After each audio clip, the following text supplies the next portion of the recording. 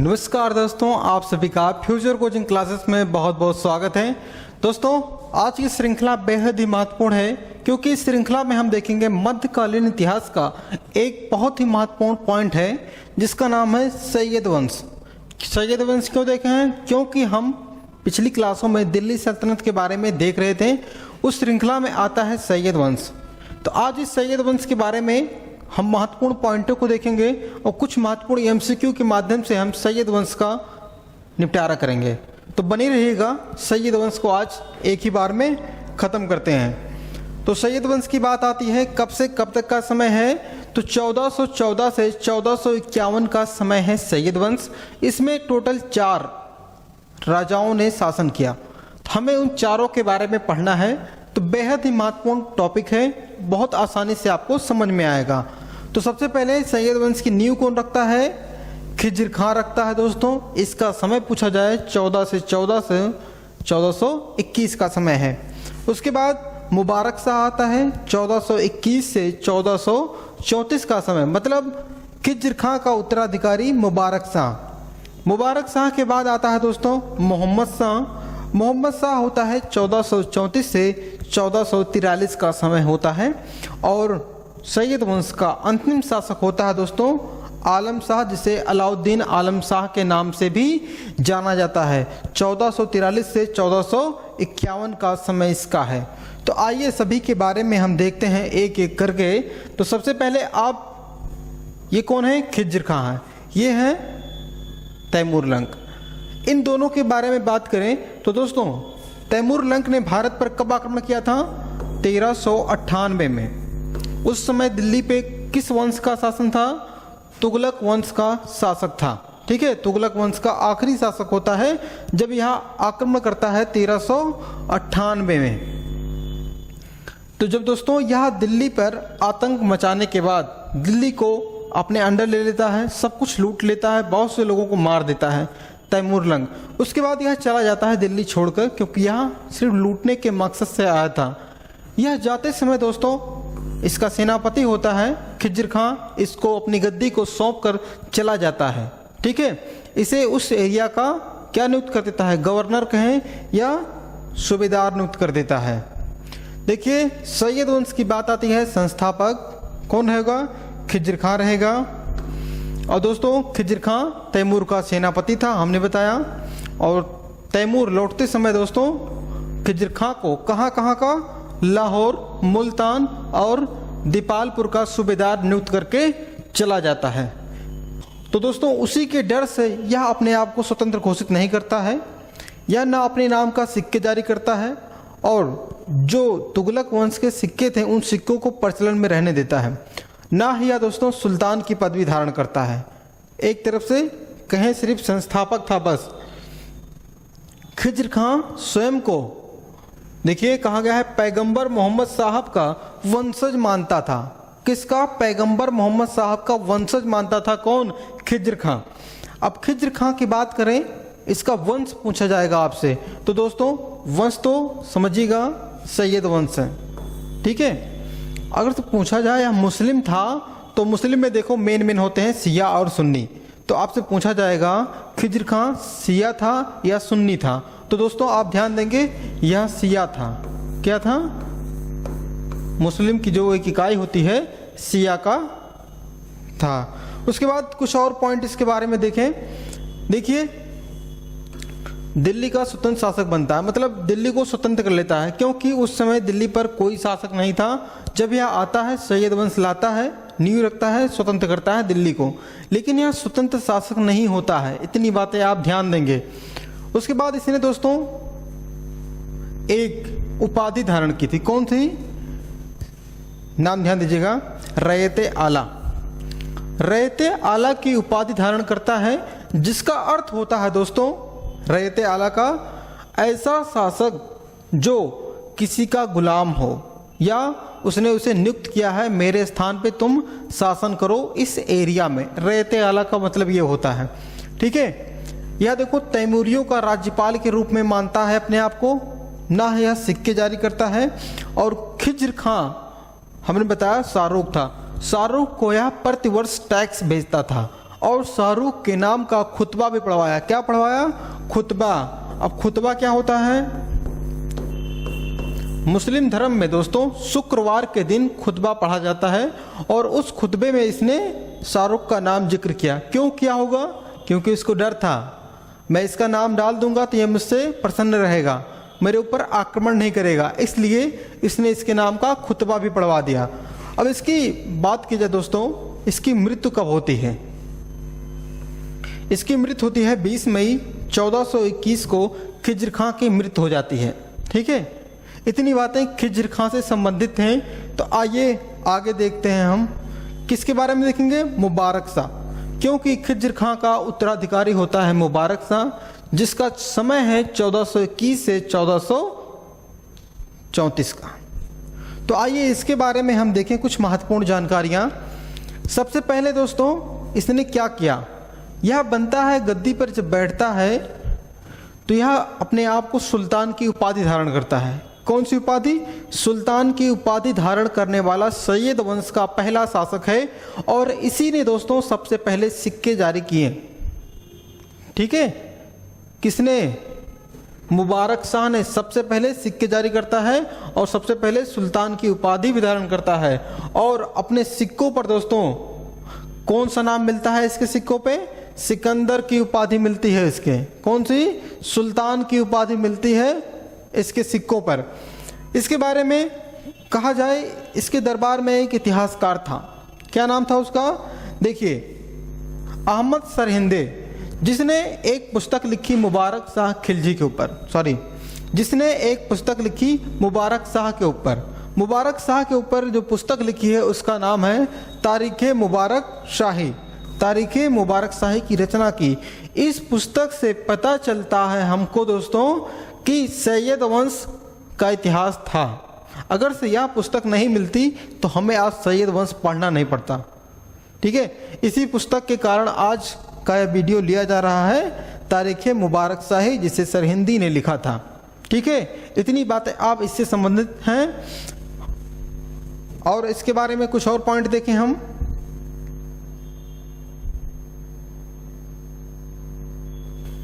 इसने दोस्तों एक नगर की स्थापना की।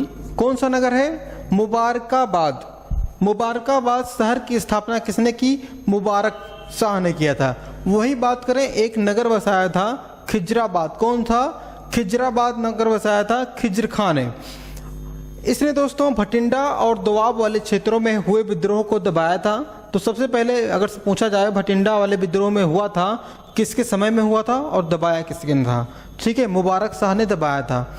अब इसके बारे में कुछ महत्वपूर्ण बातें हैं। जैसे आपसे पूछा जाएगा सिक्के किसने जारी किए? सबसे पहले ध्यान देंगे, सबसे पहले सिक्के। और दोस्तों शाह ए सुल्तान। कौन सा? शाह ए सुल्तान नाम का जो सिक्का था उस पे इसका नाम था। इसके बाद करें दोस्तों, इसका एक वजीर था। कौन था? देखिए, इसके वजीर ने इसकी हत्या की थी। अब इसके वजीर का नाम पूछा जाएगा क्या दोस्तों? सरवर उल मुल्क। सरवर उल मुल्क ने इसकी हत्या कर दी। कैसे कर दी? धोखे से कर दी। ठीक है, तो अगर से पूछा जाए वजीर कौन था? सरवर उल मुल्क। किसने हत्या कर दी? इसी ने हत्या कर दी इसकी। उसके बाद शासक बनता है दोस्तों, बहुत महत्वपूर्ण शासक है ये, मोहम्मद शाह। मोहम्मद शाह बनता है। समय अगर से पूछा जाए 1434 से दोस्तों 43 का समय है मोहम्मद शाह का। इसके बारे में कुछ महत्वपूर्ण फैक्ट आप जानिएगा। इसका मूल नाम क्या था? मोहम्मद बिन फरीद खां। क्या नाम था? मोहम्मद बिन फरीद खां था। अब इसी के क्षेत्र में कुछ घटनाएं घटती हैं। देखिए, वो उसका भतीजा था, मुबारक शाह का यहाँ भतीजा था। क्या था? भतीजा था। उसके बाद इसके समय में 1440 में मालवा का शासक महमूद शाह ने दिल्ली पर आक्रमण कर दिया। जब दिल्ली पर उसने आक्रमण कर दिया तब दोस्तों किसने? मोहम्मद शाह ने एक व्यक्ति होता है जो मुल्तान वाले एरिया में गवर्नर होता है, बहलोल लोदी। कौन सा लोदी? बहलोल लोदी को यह बुलाता है उस युद्ध में हेल्प के लिए। किसके लिए हेल्प मांगता है? वह आता है दोस्तों और इसको मार देता है। किसको? मोहम्मद शाह को मार देता है, जो मालवा का राजा होता है। ठीक है, उसके बाद इसने कुछ उपाधियां दे देता है इसको। किसको? बहलोल लोदी को उपाधि देता है खान ए खाना। खान ए खाना की उपाधि देता है। कौन दोस्तों? देता है मुबारक शाह बहलोल लोदी को। और इसे बहलोल लोदी को दोस्तों पुत्र की तरह मानता है। किसकी तरह? पुत्रवत व्यवहार करता है। कहता है तुम हमारे पुत्र के समान हो। क्यों कहता है? आप समझदार हैं, क्योंकि इसने युद्ध को जिताया है। वो चाहता तो दिल्ली पर अधिकार भी कर सकता था, लेकिन सिधाई से उसने क्या कहा? मैं जा रहा हूं अपने वाले क्षेत्र में मुल्तान पे। ठीक है, और इसने इसे खाने खाना और पुत्रवत व्यवहार दिया। ठीक है, अब आगे देखते हैं। शासक बनता है आलम शाह। आलम शाह का समय अगर से आपसे पूछा जाए 1443 से 1451 का समय होता है। तो इसके बारे में अगर से बात करें, इसका और नाम क्या मिलता है? अलाउद्दीन मिलता है। ठीक है, अलाउद्दीन भी कहीं कहीं पे इसका नाम मिलता है मूल नाम के तौर पे। अब देखिए, इसका एक वजीर था। किसका वजीर था? इसी का वजीर था हमीद खां। हमीद खां ने दोस्तों इसके ऊपर क्या कर लिया? कंट्रोल कर लिया। इससे कहा कि अब हम सब कुछ हैं, तुम कुछ नहीं हो। हम ही सब कुछ हैं, दिल्ली पर कंट्रोल हम कर रहे हैं, तुम कुछ नहीं हो। यह बेचारा चला जाता है कहाँ पे? बदायूं में। कहाँ पे? बदायूं कहाँ पे है? उत्तर प्रदेश में है बदायूं। तो यह बदायूं में चला जाता है डर से।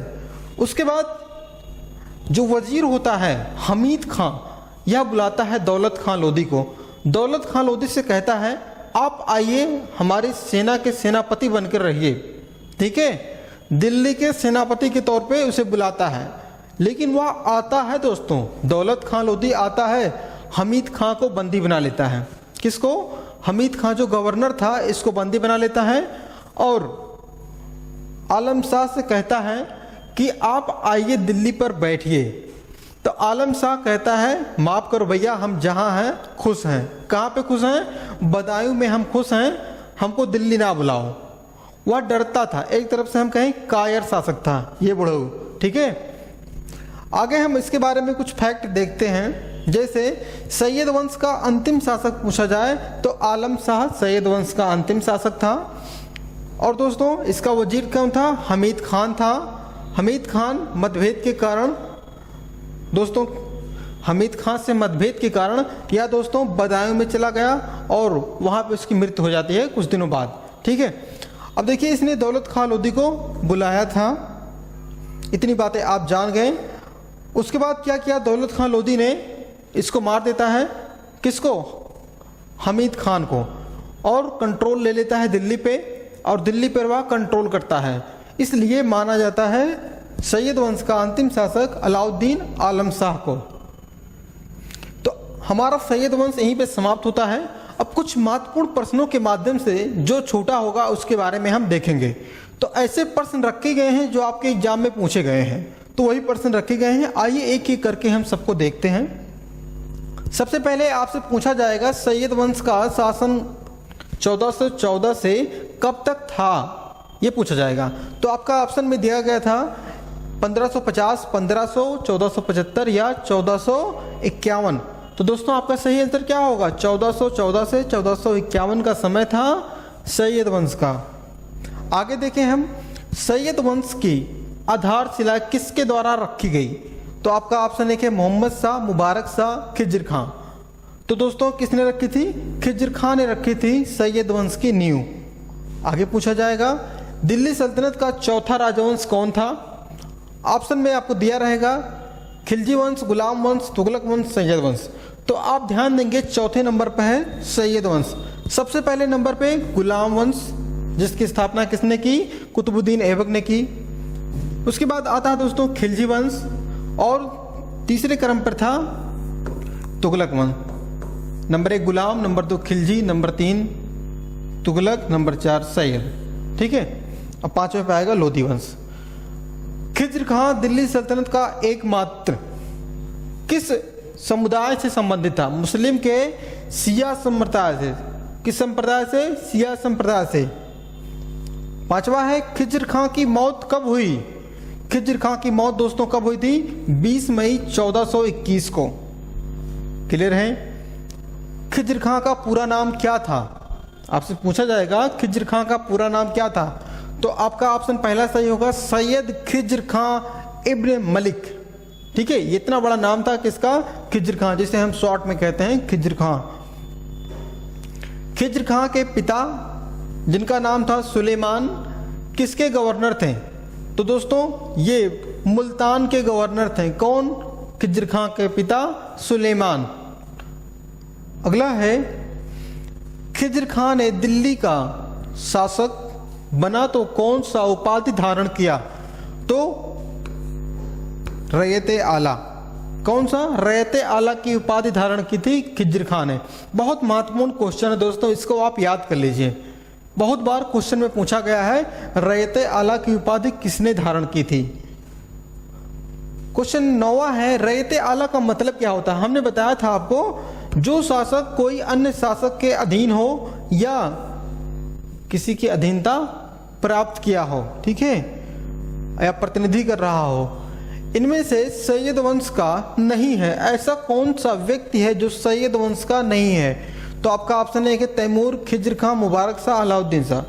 तो ये तैमूर नहीं था, ठीक है, तैमूर का अगला वह दूसरा ही वंश था। तो ये तीनों लोग एक ही वंश के थे। ठीक है, कहा गया है दिल्ली में दरबार में हिंदू रासों नियुक्त होने वाला प्रथम सुल्तान कौन था? ठीक है, तो आपका ऑप्शन क्या होगा? मुबारक शाह। अगला है मुबारकाबाद शहर की स्थापना किसने की? तो बहुत ही महत्वपूर्ण क्वेश्चन है। मुबारका शहर की बात की जा रही है, नगर की बात की जा रही है। तो दोस्तों ऑप्शन में है खिज्र खां, अलाउद्दीन, मुबारक शाह, कुतुबुद्दीन ऐबक। तो मुबारक शाह ने ही मुबारकाबाद शहर की स्थापना की थी। इतनी बातें आप ध्यान देंगे। अगर से खिज्र खां के बारे में बात की जाएगी तो खिजराबाद शहर की स्थापना की थी खिज्र खां ने। 13वां क्वेश्चन है तैमूर के आक्रमण के बाद किस वंश का उदय हुआ? बेहद ही महत्वपूर्ण क्वेश्चन। तो आपका ऑप्शन एक है लंग वंश, गुलाम वंश, खिलजी वंश, सैयद वंश। तो दोस्तों खिज्र खां ने किस वंश की स्थापना की थी? सैयद वंश की। तो चौथा ऑप्शन आपका सही होगा, सैयद वंश। खिज्र खां के बाद उसका उत्तराधिकारी कौन बना?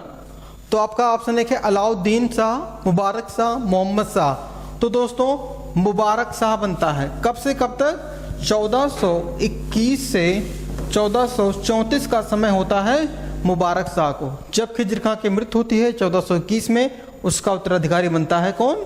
मुबारक शाह। आगे देखते हैं सैयद राजवंश का अंतिम शासक कौन था? बहुत महत्वपूर्ण क्वेश्चन है। 4 ही लोग थे, चारों में से लास्ट कौन था? तो आपका पहला ऑप्शन है अलाउद्दीन शाह। तो यही दोस्तों अलाउद्दीन शाह था, जो कहां भाग के चला गया था? बदायूं भाग के चला गया था। ठीक है, सैयद वंश का अगर से पूछा जाए का काल किस वंश के बाद आता है? तो आपका ऑप्शन एक है लोधी वंश, गुलाम वंश, तुगलक वंश, खिलजी वंश। तो दोस्तों तुगलक वंश के बाद आता है कौन सा वंश?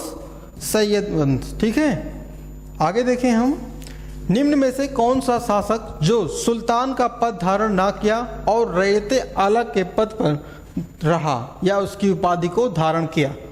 तो आपका ऑप्शन पहला है मुबारक शाह, अलाउद्दीन खिलजी, गयासुद्दीन तुगलक, खिज्र खां। तो दोस्तों यही था, कौन था जिसने नींव रखी थी सैयद वंश की? तो आपका ऑप्शन चौथा सही होगा। ठीक है, 18वां क्वेश्चन है, कहा गया है इनमें से कौन सा सुल्तान शाह के नाम से सिक्के जारी किया था? तो दोस्तों आपका ऑप्शन एक है मुबारक शाह। मुबारक शाह ऐसा शासक था जो सबसे पहले सिक्के जारी किया और सुल्तान की पदवी को भी धारण किया था। ठीक है, आगे हम देखें क्वेश्चन 20वां क्वेश्चन है, आज की श्रृंखला का लास्ट क्वेश्चन है। कहा गया है इनमें से किस शासक ने अपना सिंहासन बहलोल लोदी को सौंप दिया? तो आपका ऑप्शन एक है फिरोज शाह, मुबारक शाह, अलाउद्दीन शाह या खिज्र खां। तो ये चारों लोग हैं सैयद वंश थे और ये है दोस्तों अलाउद्दीन शाह, जिसने बहलोल लोदी को अपना उत्तराधिकारी या हम कह सकते हैं नियुक्त कर दिया था, क्योंकि अब बदायूं भाग के चला गया था। ठीक है, तो आज की श्रृंखला में 20 क्वेश्चन प्लस विस्तार से बताया गया सैयद वंश के बारे में। तो ये वीडियो आपके लिए बहुत ही महत्वपूर्ण है। चैनल पर अगर से आप नए हैं तो चैनल को सब्सक्राइब करना ना भूलिए। वीडियो अच्छा लगा होगा क्योंकि महत्वपूर्ण क्वेश्चन रखे गए थे, पूछे गए क्वेश्चन थे आपके एग्जाम में। तो देखने के लिए बहुत बहुत धन्यवाद। मिलते हैं अगली क्लास में अगले वंश के बारे में विस्तार से और महत्वपूर्ण क्वेश्चनों के साथ। तब तक के लिए धन्यवाद। जय हिंद।